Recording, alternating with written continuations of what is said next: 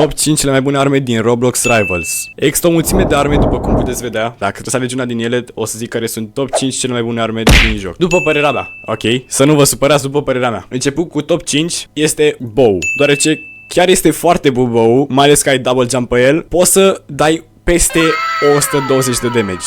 Acum, dacă ai un skin pe el, poate fi și estetic foarte mișto. Skinurile pe bow chiar sunt șmechere. Iar la top 4 avem dagger-urile. Și astea au double jump, sunt foarte enervante. Chiar sunt șmechere. Pentru folosit sunt un pic no skill, deoarece e aproape garantat să ai un hit pe acel player dacă te joci cu daggers-urile. Pe top 3 avem revolverul. Revolverul este chiar o armă foarte bună dacă ai aim bun.